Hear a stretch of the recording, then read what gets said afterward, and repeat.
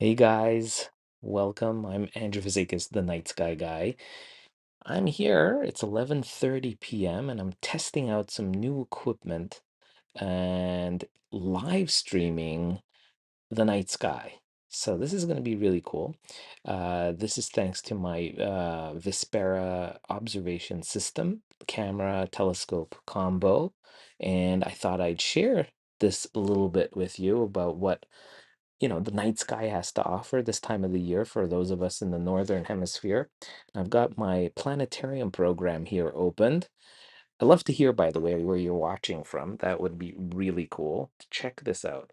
So this is my software that I'm using to that comes with the telescope. This is my Sky Safari that's also connected through my phone, and that's what you're seeing here. And this is where what the night sky looks like. So if we look like towards the northwest, what are we gonna see? We see the Ursa Major Great Bear constellation, and of course the Big Dipper. These you can see, I'm zooming in, these seven stars are the most familiar, right? But what's really interesting is there's some really nice views outside of the Milky Way galaxy, our home galaxy, that you can see other things.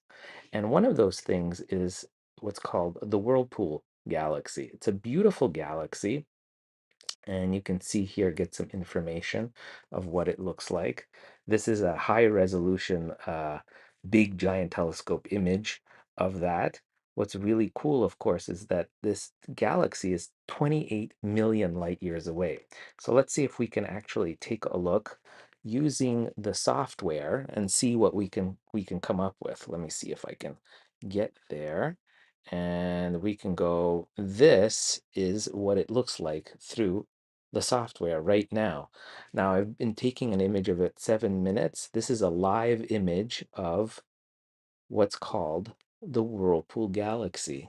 Isn't that amazing? And you can actually see right now, this is the view. Photons of light are hitting the telescope that's just outside in back of me, out on my porch.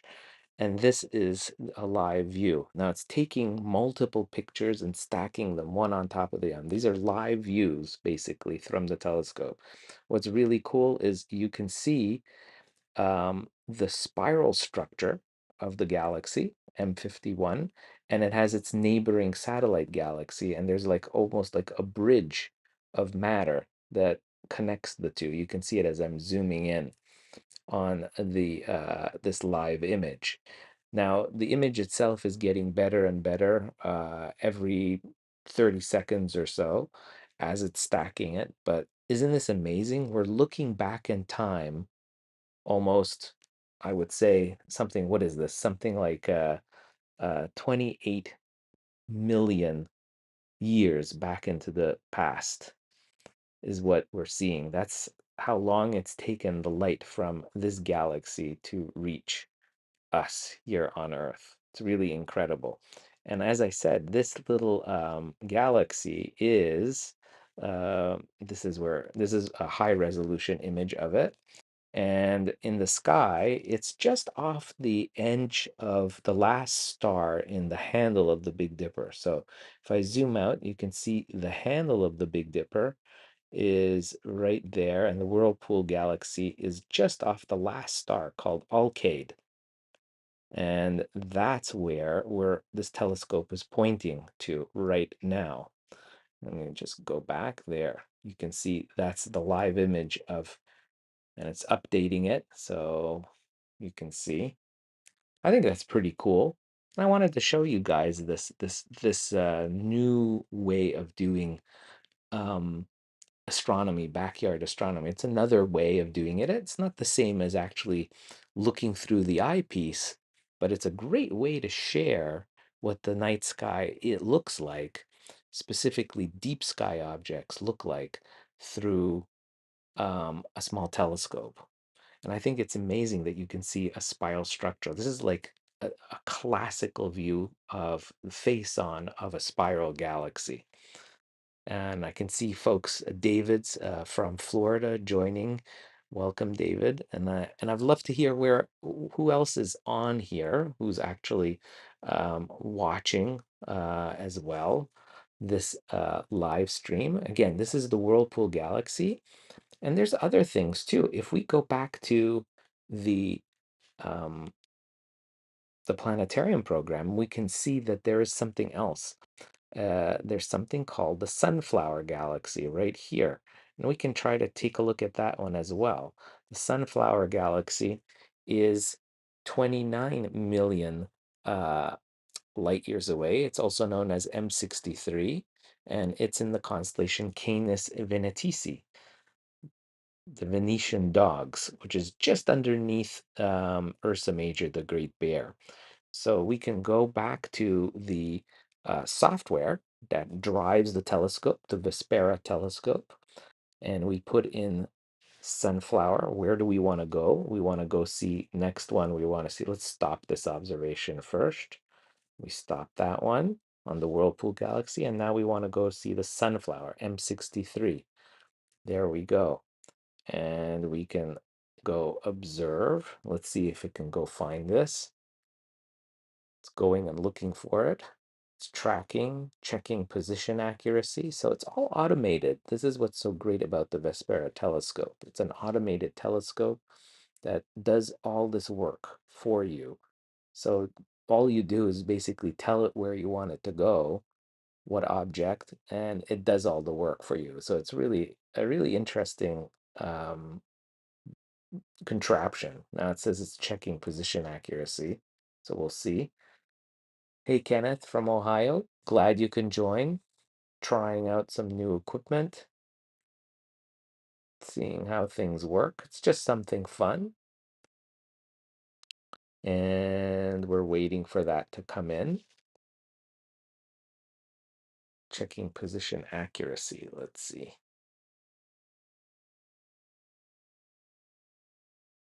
Yeah, for me too in Montreal. Clear, beautiful, clear skies right now. So now we're looking and waiting.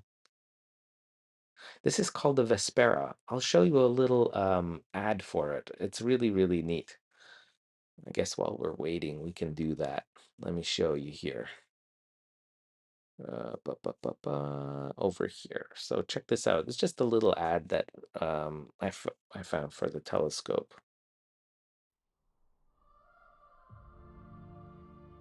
At Vayanis, we want to give everyone the opportunity to explore the universe that surrounds us. In 2018, we changed the game of astronomy by creating the first smart exploration station, Stellina. Thousands of astronomy enthusiasts have shared their excitement and their own pictures of the universe.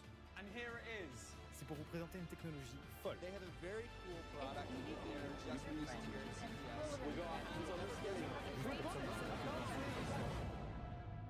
Today, we're going a step further to make astronomy even more accessible.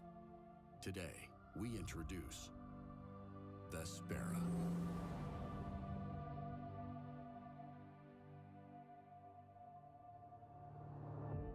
We conceived Vespera to be the perfect combination of a telescope and a camera that will help you reconnect with the stars.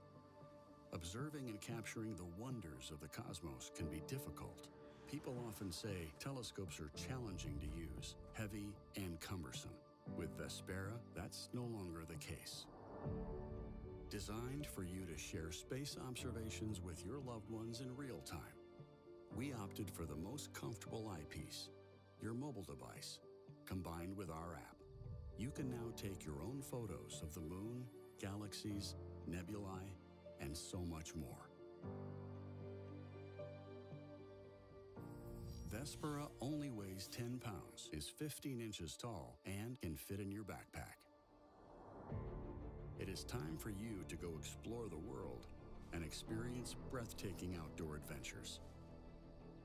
Super easy to use. Just set up the tripod using the adjustable legs and press the button. Let Vespera come to life and calibrate itself through your GPS device and starfield recognition. Using our app, simply select the object you want to observe, and Vespera will point and track it, compensating the Earth's rotation. Vespera is also the perfect hybrid of compactness and power. It is equipped with a state-of-the-art quadruplet apochromatic refractor, one of the most accurate and powerful optical designs on the market, with zero distortion. Using the latest Sony sensor, developed for extreme low light, Vespera creates astonishing results.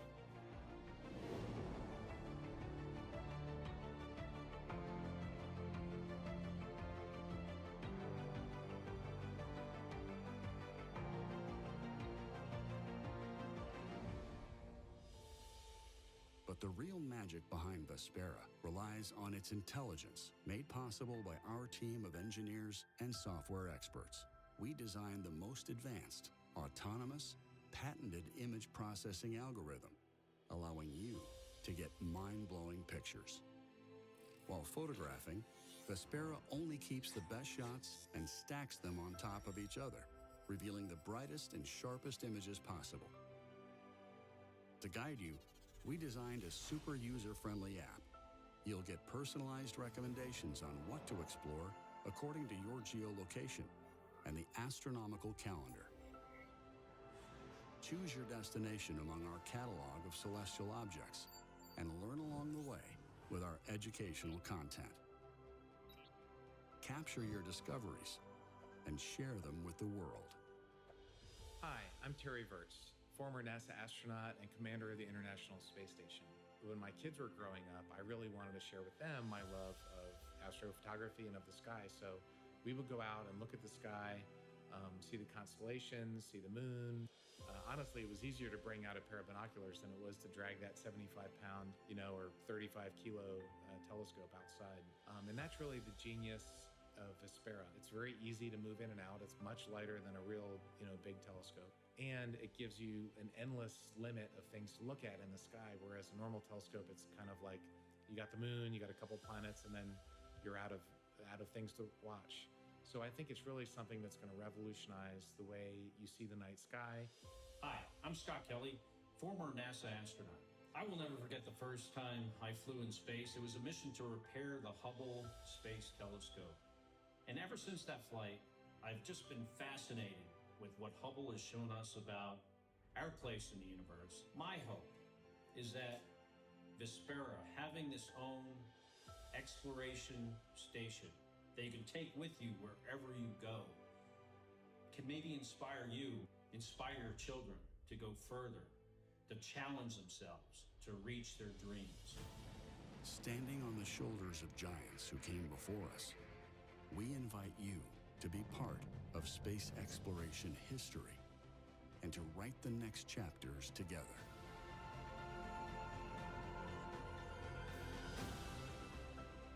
Somewhere in the vastness of space, a new journey awaits.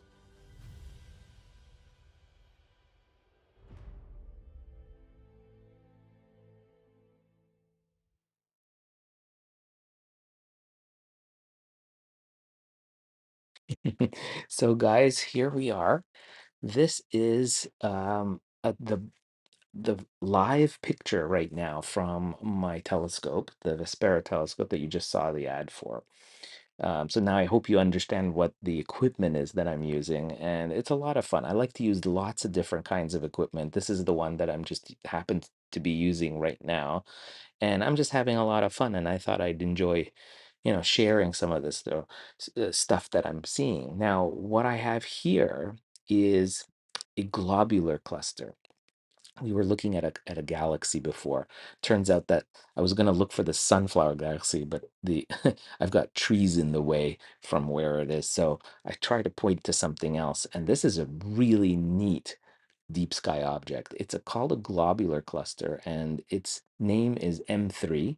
M stands for Messier. Charles Messier was an astronomer in France in the 1700s, and he was a comet hunter, and he found a lot of deep sky objects as he was touring the heavens. You can see at the bottom of the photograph there, actually this image as it's coming in, those are some leaves that are being blown around in the wind, and you can see that little green little shadow at the bottom of the picture. Let me put that sideways like that. So um, But what's really neat is this is a giant, basically a city of stars, over 100,000 stars in this beautiful object. And I'll show you where it is. If we go into the planetarium program, this is looking towards the west. You can see there's the west, the nice orange W at the bottom. And there's the moon next to a very bright star called Spica. So if you happen to have clear skies tonight, if you step outside, you'll see a bluish white star near the moon. That's going to be Spica. It's 250 light years away. It's the brightest star in the constellation of Virgo, the Maiden. And now what's really interesting is that the telescope right now, I've actually pointed it. We were first looking at the Whirlpool galaxy, right? That's over here, the Whirlpool galaxy. And then I pointed it over just off of this beautiful orange star called Arcturus. You can see Arcturus right there. I've got it marked. And there's M3. Do you see that M3 is right next door? Right there. Let me mark it there. Now, M3 is this, like I said, this beautiful globular cluster. Here's a close-up view of what it would look like in a large telescope taking a picture. Mine is a small backyard telescope, but it's 33,000 light years away. It's in the constellation again, Canis Venatici, the Venetian dogs, just next to um, Ursa Major, the Great Bear constellation. And it's on the border with Bootis as well, the Bootis constellation. And as you can see in this description in Sky Safari, they described that it was first found by Charles Messier in 1764. And it's really one of the most beautiful globular clusters. It's pretty bright at 6.2 magnitude, and we're actually being able to see it through the software. And there you can see a leaf is going through it almost right there. But look, you can still see that. Isn't that amazing? 32,000 light years away, this object. I think it's just fascinating to be able to see something so far away. So the light that we're receiving left on its journey 32,000 years ago. It's incredible. And that's what you're seeing. There's hundreds of thousands of stars that are in this image that you're seeing right there. And we're seeing the combined light. You can't even see at the center. It's updating the image right now. That's what the telescope is doing. But it's incredible to think that there's all of this stars, huddled together. And it spans about 100 light years across this object. And if you want to know where it is, let me see. I can show you. If I put the image and I can show you where in the galaxy it is, here, this is a picture, this is an animation of the Milky Way galaxy. You see on the top section, it's a face-on view of the Milky Way, shows where the sun is. And then the bottom view shows you where the galaxy, the Milky Way, side on, and shows you where the sun is. And look where Messier 3 is. You see it's above the plane of the Milky Way galaxy. So at 32,000 light years away, you can see that it's kind of sitting in above the plane of the galaxy. And that's where most globular clusters are. We know of a few hundred, and this M3 is just one of the few hundred, and they kind of sit as a halo all around the Milky Way galaxy. So I think it's really, really cool. So here we can go back to the actual live image as it's being taken by my telescope, the Vespera telescope, like that. There it is. Isn't that gorgeous? And we're gonna take why not take a photograph? I'm gonna take a photograph. I'm gonna save this, and I'll post this later tomorrow. Check out my timeline on Facebook, whether you're watching YouTube, Facebook, or X. Please give me a thumbs up. Do subscribe to my channel if you're here for the first time. I love doing live streams every week. And I've been working on this for a little while, and I'm hoping to bring some more tours live. And if you have any questions, just feel free to mark it in the comment section. I'd love to hear where you're watching from too. This is from Montreal, Canada. I'm just off the island of Montreal. It's beautiful, clear skies today. It's cool. It's probably about 14 degrees Celsius. Um, and it's just gorgeous. I'm basically I have the small telescope is out on my backyard deck. It's just sitting behind me outside on my deck.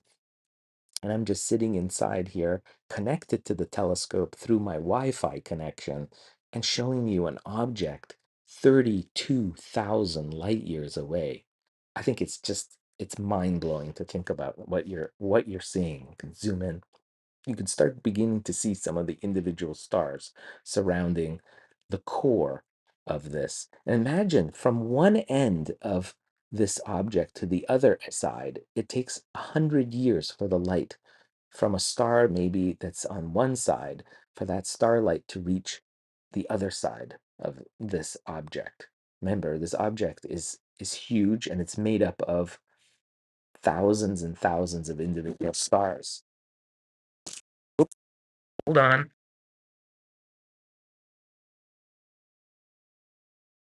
I'll be back.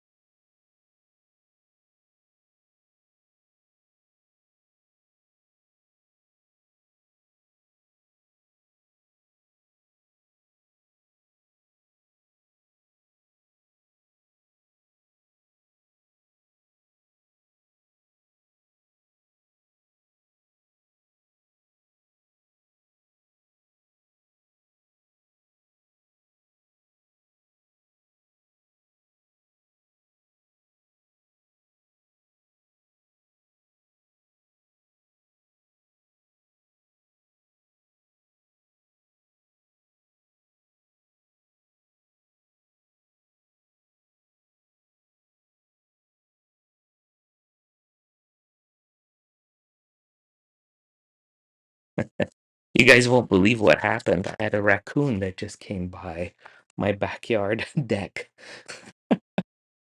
and that's what it moved my telescope.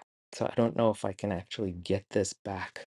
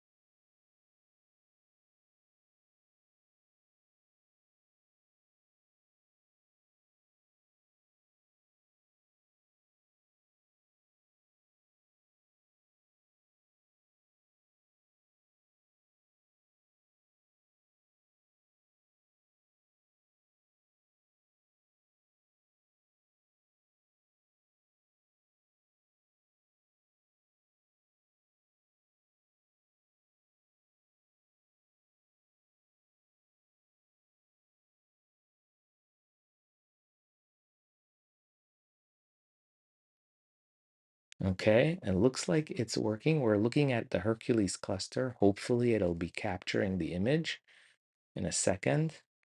We're waiting for that image. Here we go. It's starting to come in, and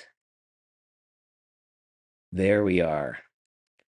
So that's the Hercules cluster. Now, as you're watching, you can see on the lower right-hand side, it's actually showing you the amount of pictures it's taking. You see, it says it's 3 pictures, 30 seconds. So already in 30 seconds, we've captured some amazing detail of the Great Hercules globular cluster. So this is 24,000 light years away.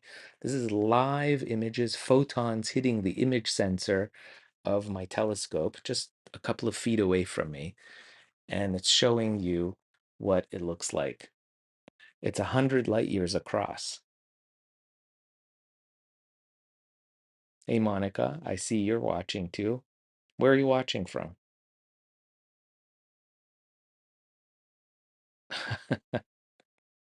That's very cool. We can zoom, yeah, we can zoom in like that. How's that? Isn't that beautiful? So this again is a city of stars.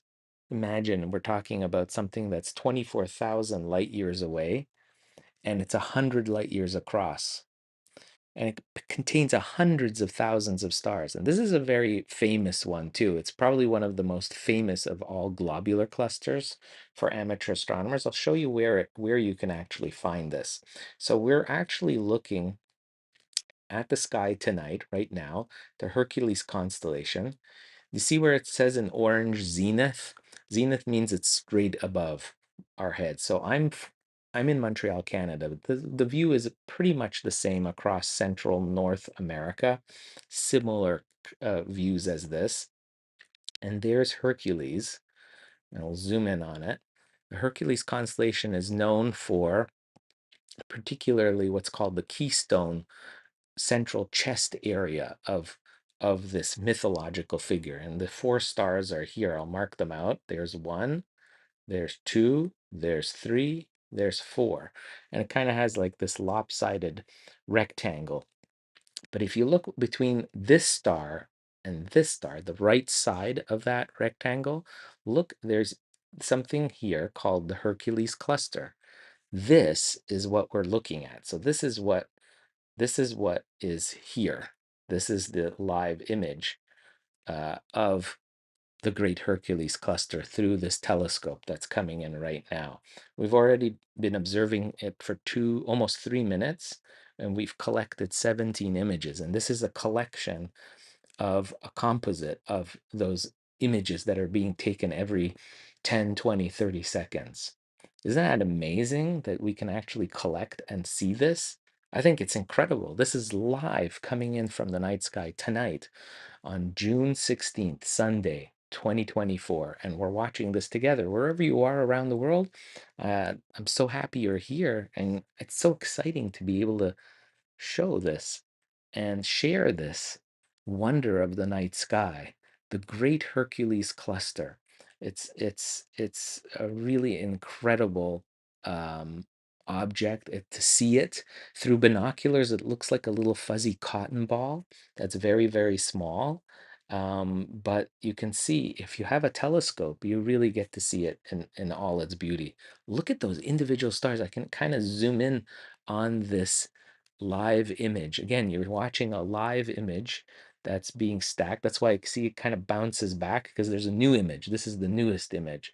And it just builds it and makes it better and better as time. As longer we wait, the more images we get. You can see on the right-hand side already we've taken 25. You see it says 25? And I can go down, look, I can actually play what the first image looked, and as the time went on, it's getting better and better, the final image. And you know what? I'm going to take a picture of this.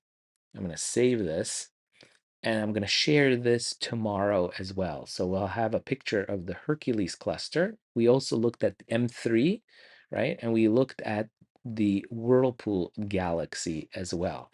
So there's just three beautiful deep sky objects. Maureen, so nice of you to join me from on Facebook. Thank you so much. I'm so happy that you think this is cool. I think it's really cool, and I love sharing this with you guys. So again, if you're just jumping on, welcome. I'm the Night Sky guy, Andrew Fazekas, and I love doing live streams on social media showing some cool stuff about the night sky. I'm very happy. I'm excited because I've got some new equipment. It's a telescope called Vespera from Veonis, and and the good folks at this French company has allowed me to have this telescope to show some really cool things. I love showing deep sky objects. We talk every week about these objects, like the Hercules cluster. I've talked so much about it on my live streams where we show through planetarium programs what you can expect to see, right, in the night sky. But this is something cool because I'm actually showing you a live image through a small telescope just a couple of feet away from me in on my backyard deck here in Montreal, showing you what this amazing deep sky object looks like. I mean, it's sensational. Look at that. That's another new image popping in. Now, there is, let me see if I can, yeah, it's coming in really nicely. I'm just amazed. Now we're already collected 37 images of this object.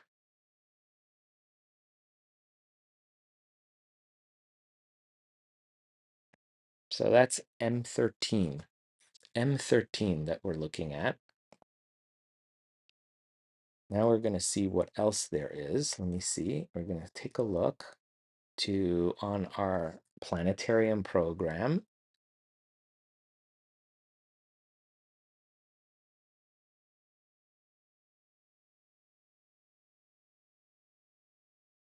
See if we can see another one. There is another one called M92. Now, M92 is another globular cluster, and this one's 27,000 light years away. And it's one of the brighter globular clusters that is visible throughout the northern hemisphere. A lot of amateurs know this. Um, the claim to fame is usually taken up by its sister globular cluster, M32, but M92 is also amazing. So why don't we try to take a look at that? We're going to go in here. We're going to stop our observation of the Hercules cluster, and we're going to go for M. We're going to put in here. We're going to ask it to go to M92. That's the name of this other cluster. There we are. We have it on our list. We're going to see if we can observe it. We're very close. Hopefully it's not behind trees. Like I said, I live in a very wooded area, so it's kind of tricky for me to where I'm going to point on my backyard this telescope. So I'm trying to guess where exactly that holes. We're almost there, pointing at the target, it says. It's checking position accuracy. This is all good. We're getting there, guys. We're getting there. Welcome aboard, everyone. If you're just joining, we're having fun looking at different things live in the night sky. We're touring around and we're trying to see if this works out. Tracking, pointing at the target, it says, checking position accuracy. So it's all doing this automatically. I'm not doing anything. So the telescope is and the camera system is really doing all the heavy lifting, trying to figure things out. Now, while we're waiting, I'm already looking at seeing if there's any other backup things that we can also look at. Oh, yeah, it's capture starting, it says. This is great. We should get the image in the next few seconds starting to come in. Again, this is going to be another globular cluster, a city of stars in the constellation Hercules. It'll be farther away, smaller than M13, but you'll still see that iconic globular formation of individual stars packed in a kind of a ball-like configuration. Let's see what happens.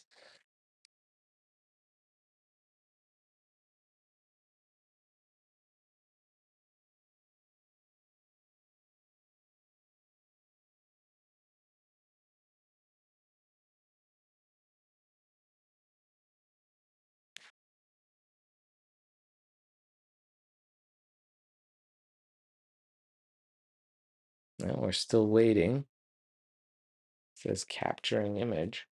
Start capture starting. So hopefully.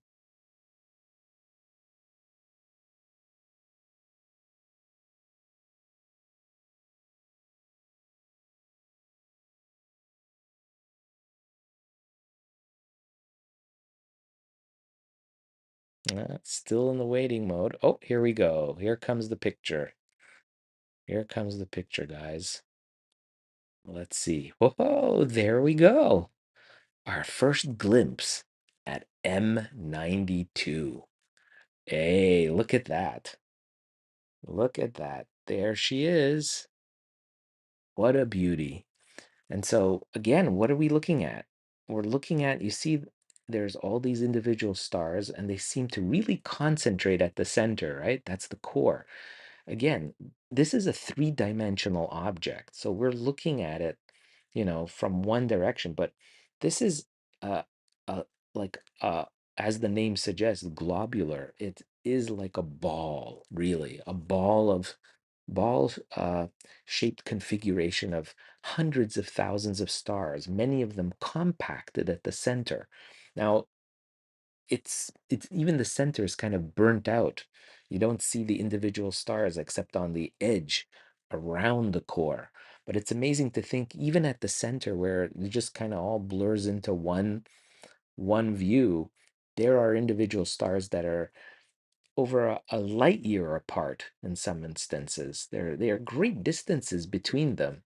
Um, it's really it's really, really neat. Roland's asking, once you've done with my, why not try for the third globular in Achilles? I might just do that. And which one are you referring to, Roland? Here, maybe you can put in the name there. It'll make it easier for me. And we can try that as well. So we're waiting here now. We're already 5 images in 50 seconds. So in 50 seconds, we've done this man, less than a minute. I think it's really impressive, really impressive. So I'm zooming out. You can see that's the general star field around it. And then, it's obvious, even if you were looking through a telescope, if you had a small telescope looking at this is what you would see with your eyes. It's really incredible. But here we are on the internet, and I'm able to push this through the internet. Ah, there you go. Thanks, Roland. Roland gave me that, and that allows me to go much faster than me going through my planetarium program. So here we go. You know what? Before I leave, I'm going to take a photograph of this. What do you think? And I'll share this with you guys. So you're with me on this wonderful experience, on this journey in the night sky tonight, deep sky journey around our Milky Way galaxy, M92. Now, before I go off of this, before I stop it, I'm just going to go back here. M92, where are we looking at? Very close to the top of the sky, like really up above. And I'll show you what this looks like.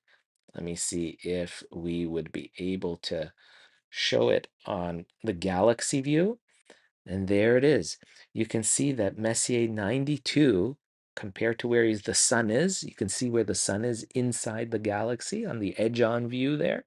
And look where Messier 92 is. It's above the plane of the galaxy. Really, really incredible. And so it's again something really, these are far away objects, and they're a lot of fun to see. So Roland was saying NGC 6229, right?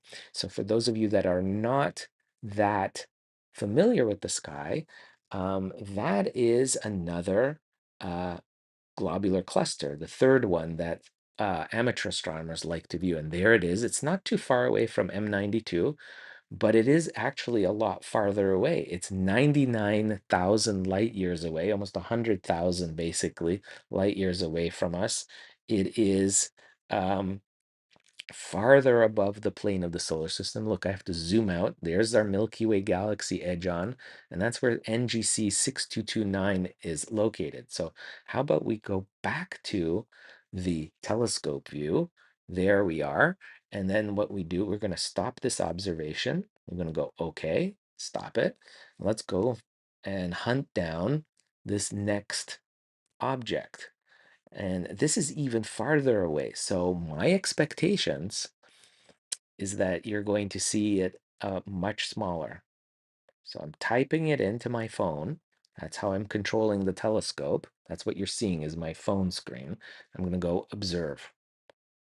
So now the telescope is moving towards this other object, NGC 6229. And we're going to take a look at this object. How about that, guys? Thanks a lot, Roland, for that suggestion. I'm trying to stick around this part of the sky because I know that I don't have trees in that part of the sky. So I don't have the luxury of going everywhere tonight with it. I'll do another tour probably away from my home and another location, and we'll do more deep sky objects. If you like this, please give it a thumbs up, share it, like it, and do subscribe to my channel. It means a lot. It allows me to bring these kind of cool live streams into your homes about stargazing. And it's, no frills. It's just it is what it is. Sometimes things work, sometimes things don't work. It's live. That's the beauty of doing live shows, right, guys? So here we go. We're approaching NGC 6229. The telescope is now checking position accuracy. I love this. It's all what you're seeing is on your screen is my phone screen, basically. I'm working it on my iPhone 15 Pro Max, which is controlling the telescope. So, and it's in contact with it, and the images pop up on my phone, and that's what I'm feeding it into onto this live stream tonight. So hopefully we'll get a view of this one, and I expect this view to be a little bit more subtle than the other globular clusters we've seen tonight. M13, M3, M92 have been more spectacular, but this is a much farther away object. And here we are, we're starting to capture. The capture has started of the first images. And again, these are images that are collected every 10, 20, 30 seconds, and they're stacked on top of each other digitally, and it allows more information to come out from the final image. So if we wait here patiently, the image will come in, and what I'll expect is a small little cotton ball in the middle of the image. It won't be as spectacular as M13 was, the Great Hercules cluster, but because this is so much farther away, but it's the whole idea of being able to see this object. It's incredible. So we're waiting for that very first image to just come in. It should be any second now. I see Isaac's asking, Andrew, I was watching a video about Proxima B being possibly habitable for life. In the Goldilocks zone. Absolutely right. It's amazing. We're finding exoplanets that are in the habitable zones of other stars. And we'll probably finish off tonight's tour, and we'll have more tours. I'm going to do more of this because this is a lot of fun, and I hope you guys like it. If you do, just give me comments. I'd love to hear. But this I'm really enjoying. This is a test of the system that I'm for the first time really starting out to use. So hopefully this is going to be fun for everyone.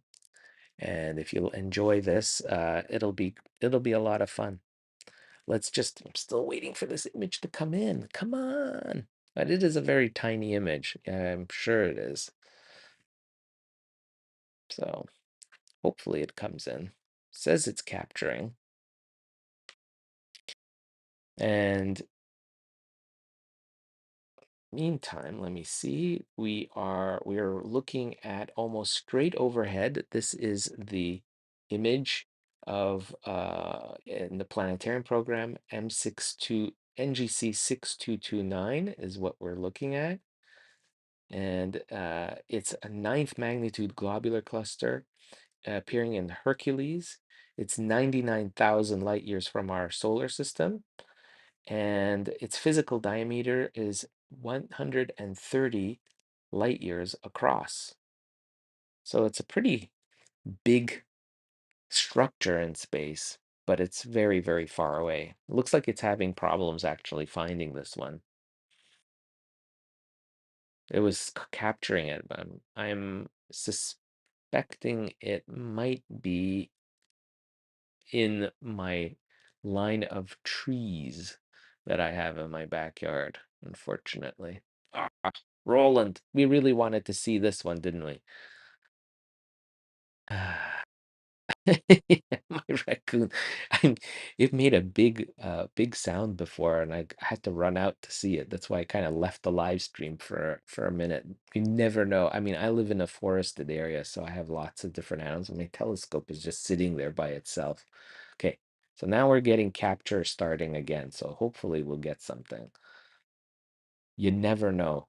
Never know what happens. All kinds of interesting things happen when you're going live on the internet. Tonight I had a raccoon come by. I'm just glad it didn't knock over my telescope. My gosh. Yeah, we're still waiting. So I don't know. We'll see if this comes in. This one's might be a tricky one. But we did a good run. We had M13, which was so nice. I don't know. I mean, I've I, this is very close to the zenith. This is my first time really looking using the telescope at this percent, and it might just be that what you're saying, the kind of infamous spot where it's difficult for it to use. I know with my Dobsonian, yeah, that is a tricky area to see straight above towards the zenith, pointing my Dobsonian. Especially I have a large Dobsonian that's a 20-incher, and it can be a little bit tricky to find something. That's what might be happening here. Let's see what else there is. It's trying. It's trying. There's no doubt about that.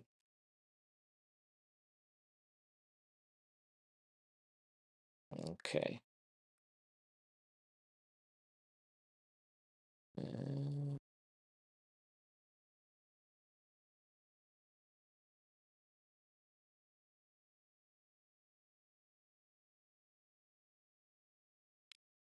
we'll see if we can. It still looks like it's trying to capture it, but I don't know if it's actually going to do it.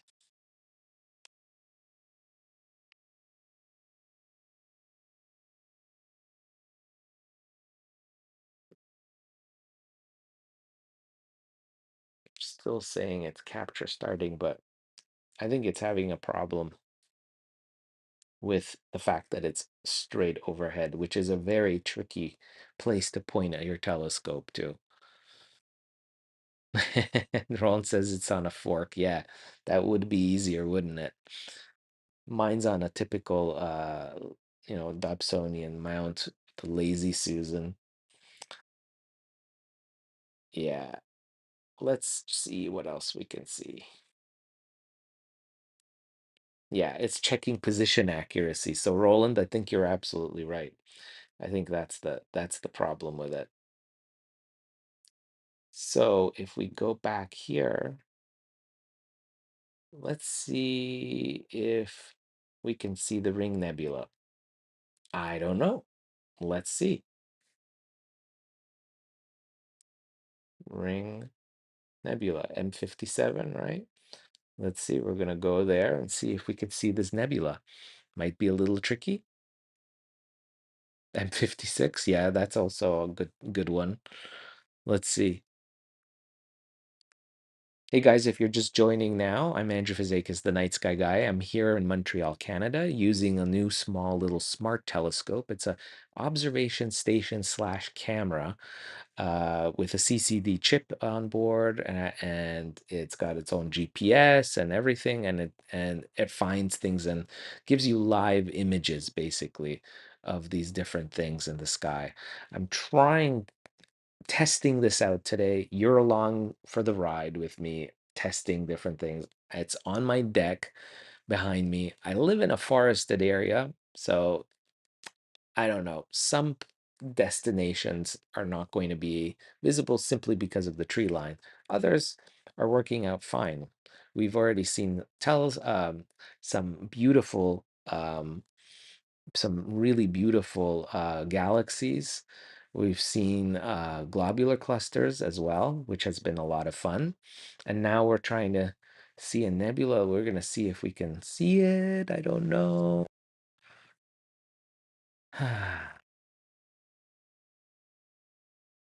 Takes a little bit of time, but that's fun. That's part of the fun, I think. There we go. Tracking activation. We're in constellation Lyra, so that's a lot of there's always a lot of stars in that part of the sky.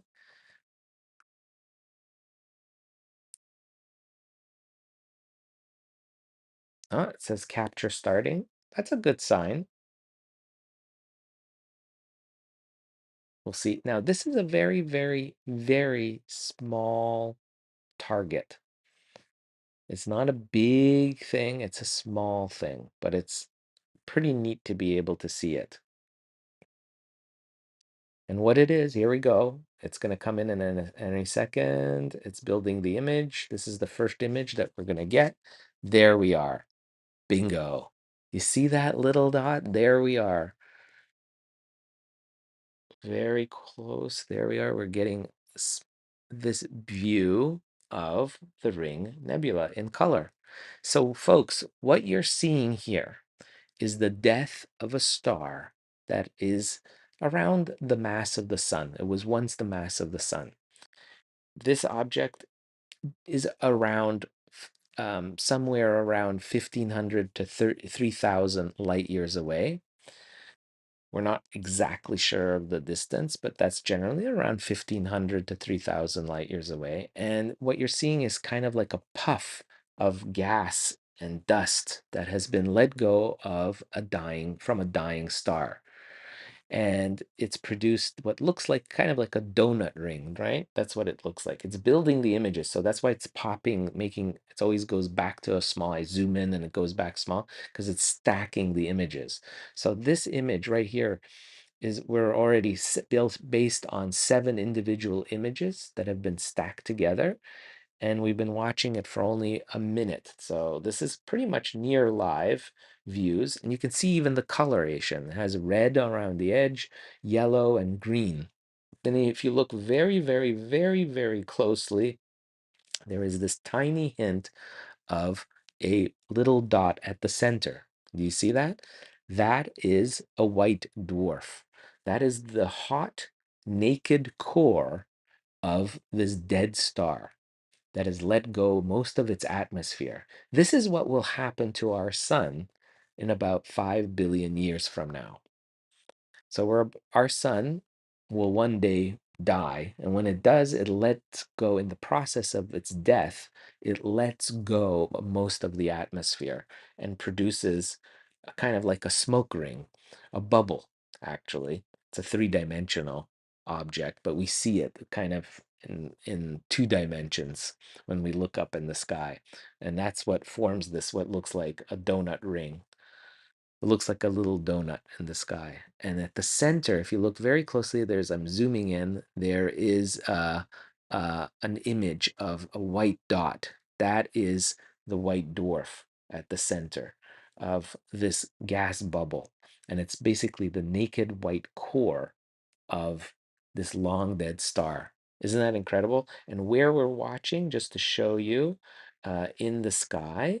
So if you look towards the east, southeastern sky, it's part of the constellation Lyra, the harp. It's a mythological concept, and you can find it's the brightest star right now in the sky called Vega.